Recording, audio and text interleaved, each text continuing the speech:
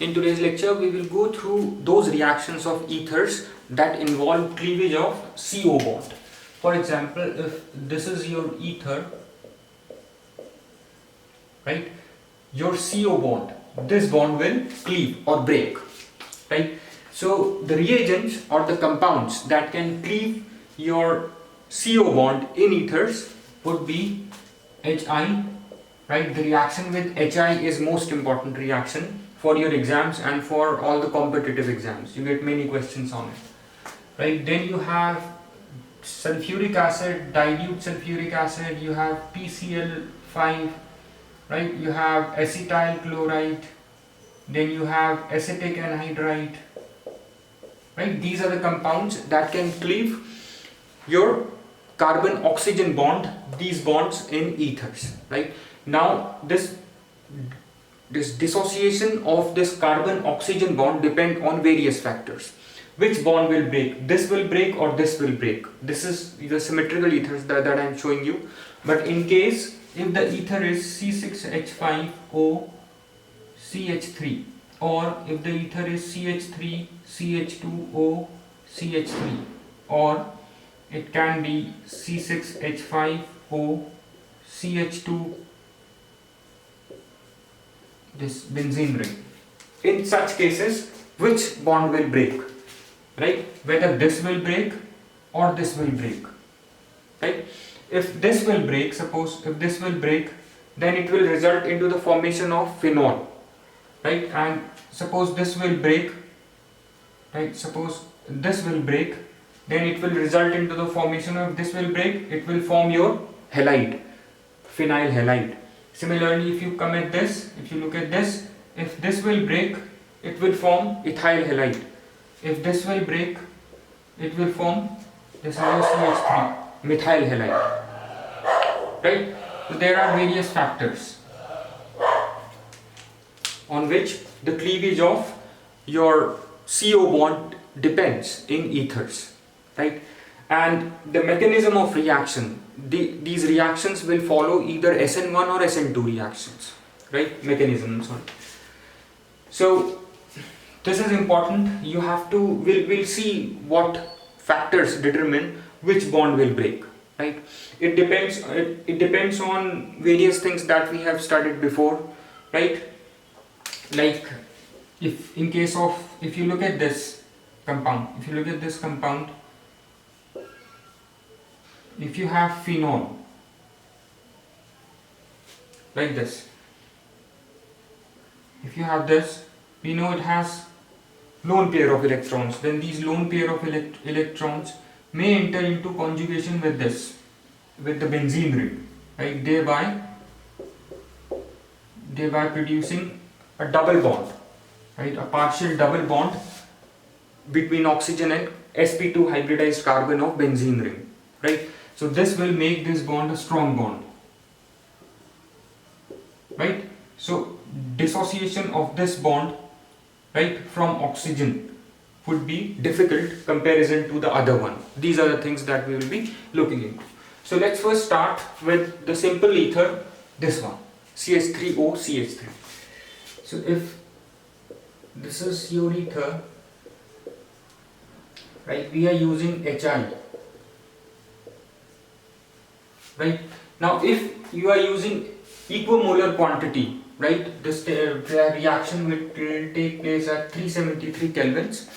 If you are taking equal quantity of ether and HI, hydrogen iodide, halogen acid, then it will form CH3OH plus CH3I, right?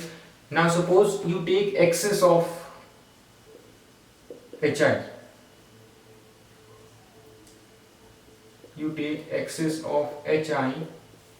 right, then this is an excess. Then what will happen is, with the second molecule of HI, this methanol will react to form methyl iodide. So you will get two molecules of methyl iodide, right? Now here the main thing that is influencing is the reaction is the concentration of or the quantity of HI. If HI is taken in excess, then methyl iodide will get formed. If taken in equal quantity, then methanol and methyl iodide will form, right? Now coming on to another compound, let's first just understand the mechanism of this reaction. Mechanism would be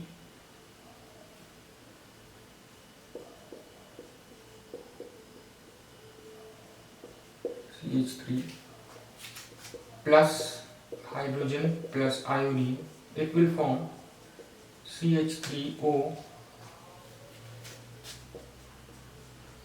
CH3, right? This is your oxonium ion, right?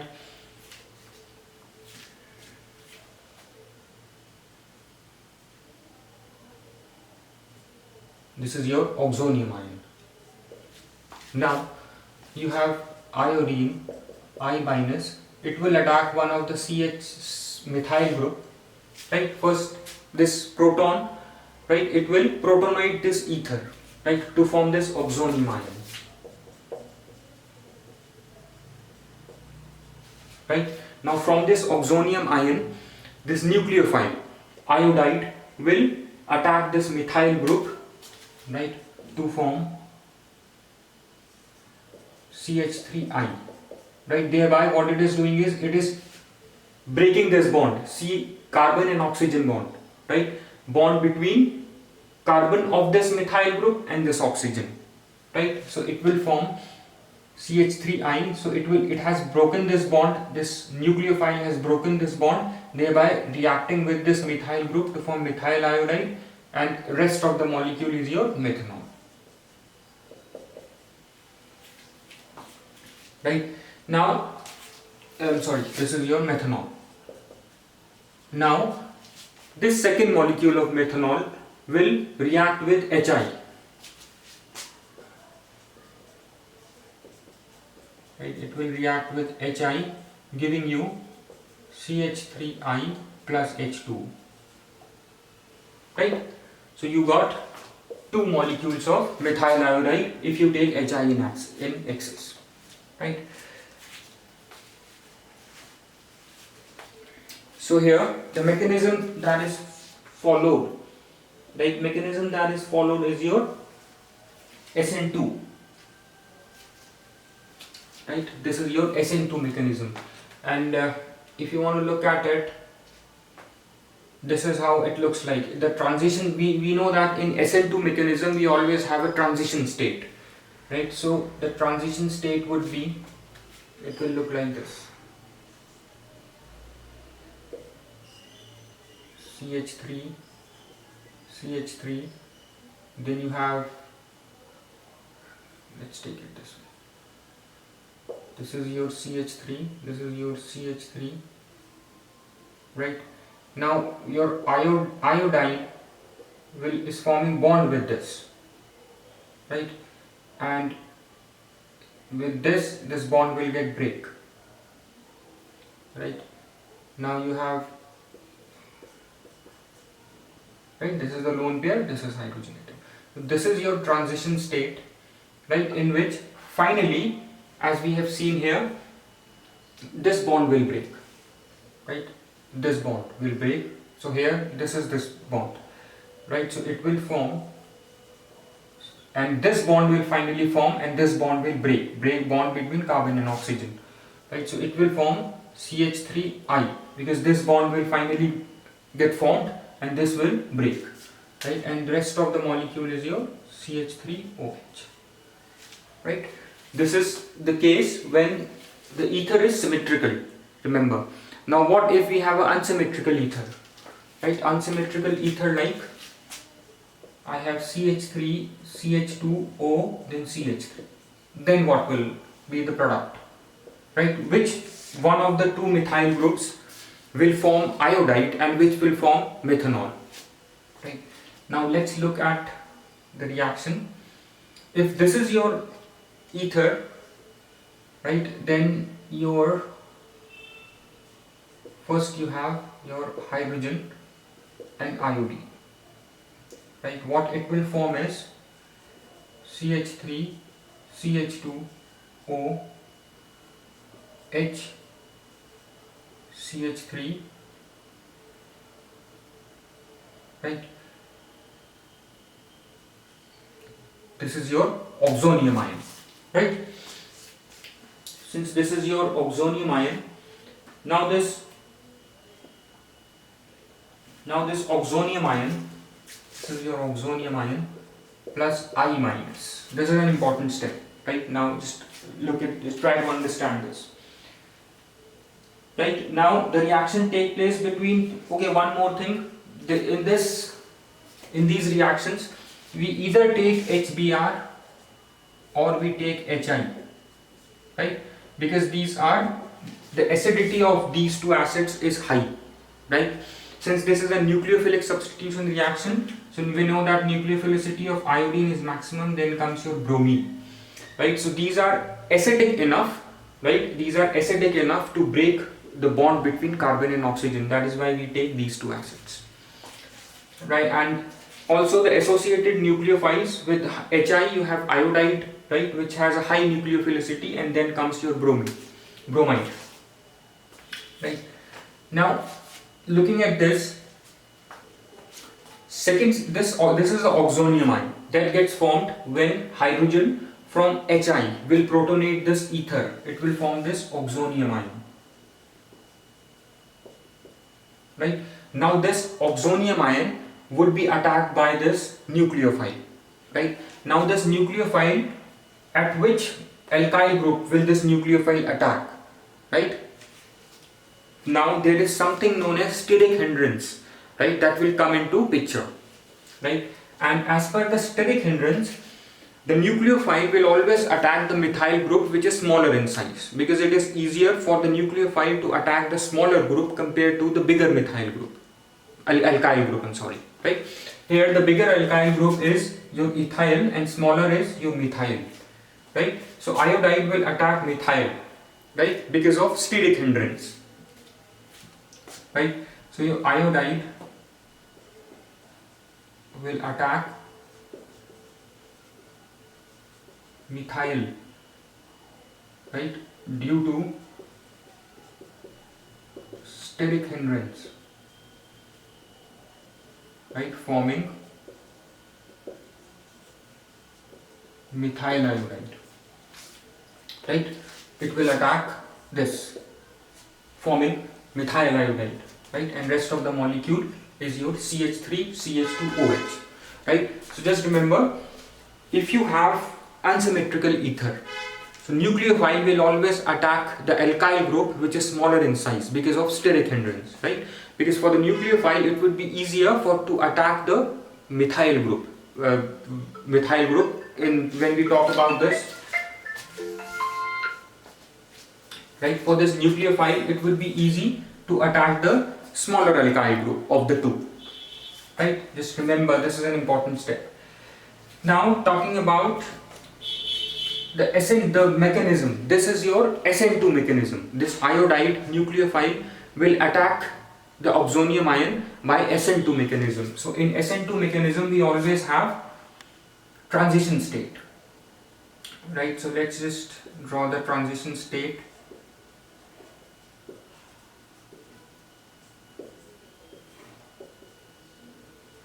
Plus iodide, right? Then it will form something like this, CH3, right? O, CH3, CH2, right? This is your transition state in which this bond is in the process of getting formed and this bond is in the process of getting broken, right? This bond will break. This is a transition state in which one bond is getting formed and the other bond will get break, right? Out of these, since it's a reaction that involves the cleavage of CO bond, so this bond will break and this bond will get formed. When this bond will get formed and this will break, what would be the product? It would be CH3I, because this will get formed, right? Plus CH3 CH2OH, right? So this reaction follows your Sn2 mechanism. Sn2 mechanism, right? And since these alkyl groups are primary alkyl groups, or even if we take secondary alkyl groups, then also your iodide would be from the smaller alkyl group, like here methyl group, right? So let's take a secondary. These are your primary alkyl groups. Let's do another reaction where the alkyl group, one of the alkyl groups is secondary alkyl group, right? In that case, let's take example of this CH3 CH, CH3, right, O, CH3, right. Let's take example of this. Right here Hi will react, right, same plus minus, this proton will attack the ethereal oxygen, right, to form oxonium ion, like here, right. It will form an oxonium ion. Then the nucleophile iodide will attack this oxonium ion at the smaller alkyl group, right, because of steric hindrance, forming an iodide, right. So same thing would be here. You have CH3 CH, CH3O H,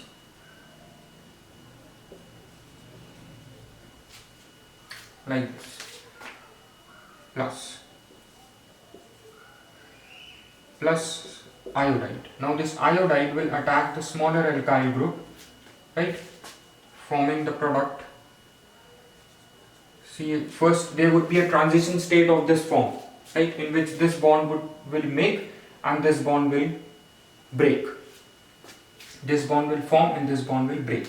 So the product would be CH3I plus CH3 CH, CH3OH, a secondary alcohol. You will get a secondary alcohol and your iodide, right? So it follows the same rule that your iodide will always attack the smaller alkyl group because of the steric effects, because of the steric hindrance, right? And this reaction follows your Sn2 mechanism, right? These reactions will follow Sn2 mechanism. Just remember these things, right? In case of primary and secondary, Sn2 mechanism would be followed, in which the nucleophile will attack the smaller of the two alkyl groups because of steric hindrance, right, forming your iodide from the smaller alkyl group and alcohol from the bigger alkyl group. Now let's take tertiary. If this alkyl group is tertiary, then what? Then there would be little difference, right? In that case, bigger alkyl group will form iodide, right, halide. In smaller alkyl group will form your alcohol, reverse. And why this reverse? Because the mechanism would follow Sn1, not Sn2, right? This reaction is important, right? You get it in many competitive exams. So let's take CH3 CH3 CH3 O CH3 plus Hi. Now what?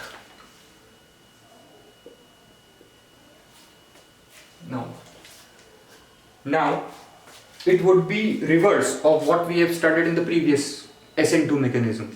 Iodide would be formed from this tertiary alkyl group and your alcohol would be from the smaller alkyl group, right? And why this happens? Because this reaction takes place via your Sn1 mechanism, right? So similar steps. First an oxonium ion will get formed, right? Oxonium ion will get formed, which is then your CO bond will cleave, right? Like Sn1 mechanism. If you remember, in Sn1 mechanism we have studied before, first is your slow step, right, followed by is your fast step. Here the cleavage of CO bond would be slow step, and attack by iodide would be the fast step. Right? This is what gonna happen. So first, what it will form is your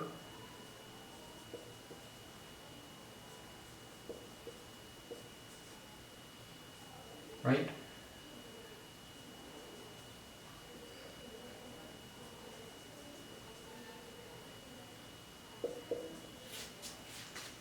This is your oxonium ion, right? This is your oxonium ion that will undergo cleavage at this bond. This CO bond will break. Right? Earlier this bond used to get break. Why? Because iodide was attacking your smaller alkyl group. Right? Because we know that Sn2 mechanism is a one-step reaction where you have a transition state. Here you don't have a transition state. Here the product formation depends on your carbocation stability. So here the first step will involve the formation of a carbocation. Right? So formation of a carbocation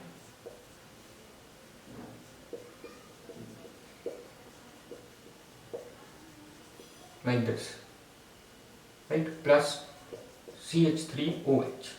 This is your carbocation, and we know that out of the three, primary, secondary, tertiary carbocation, your tertiary carbocation is the most stable, right? We have done all this in mechanism of reactions. If you remember, CH3, CH3, CH3, all these are electron releasing groups, right? It will release electron towards this positive carbon, which will disperse the positive charge. Less positive charge means more stability, right? So that is why tertiary is more stable. If it's like this is more stable, and if it is like this,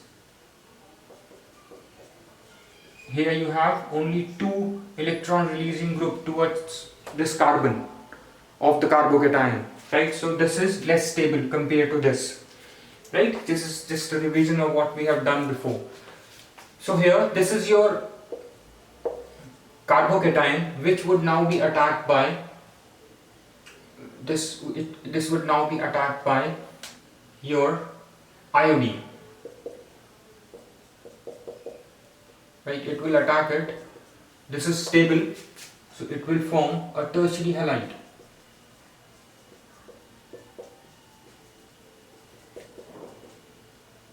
Right? Tertiary halide, the other product you already have. Right? So just remember one thing, that in case of unsymmetrical ethers, right? In case of, I just write it down, in case of unsymmetrical ethers,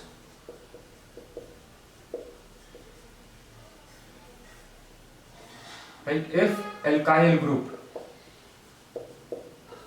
is primary or secondary, right, then your halide, or in this case iodide, would be from smaller alkyl group,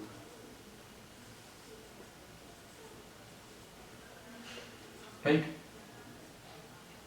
due to steric hindrance, right, and reaction follows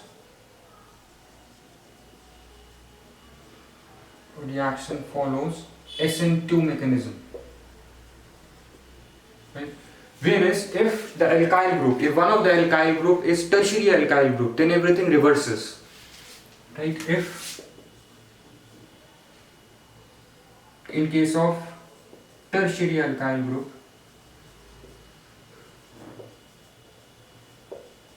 then the reaction mechanism would be Sn1, right? In Sn1, the product formation depends on carbocation,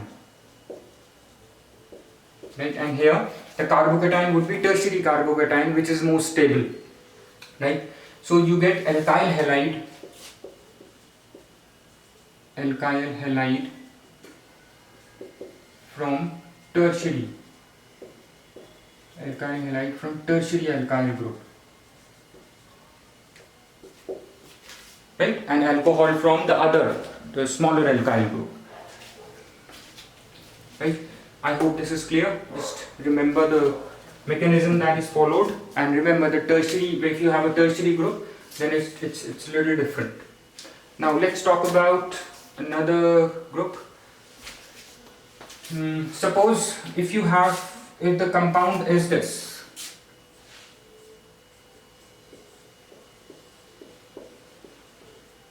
then what would be the product? If this is the ether, this is your methyl phenyl ether.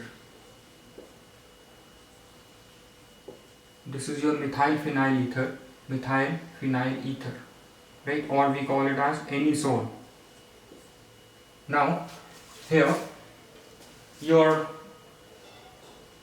product that will get formed, the product that will get formed would be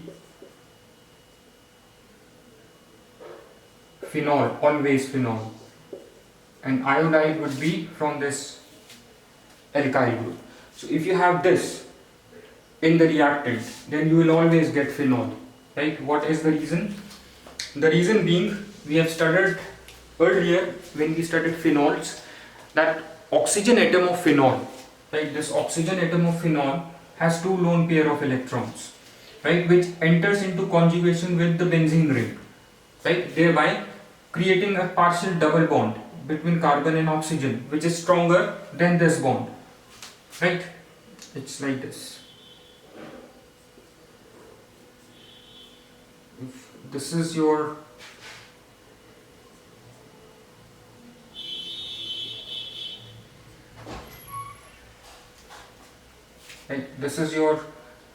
compound, right, and if this enters into the benzene ring, right, then what it will form is this is a resonance structure.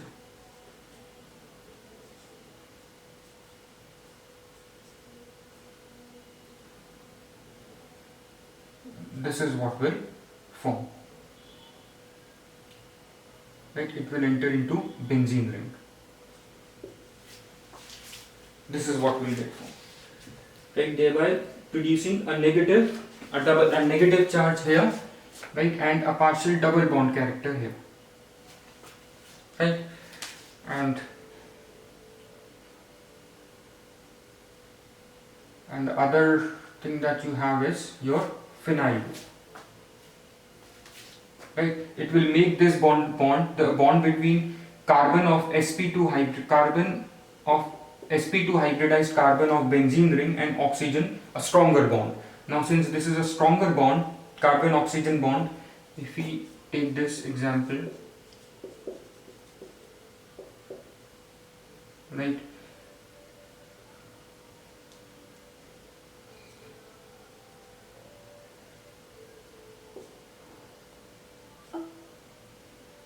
this is the compound, this is in resonance. If this enters into benzene ring, this is what it will form.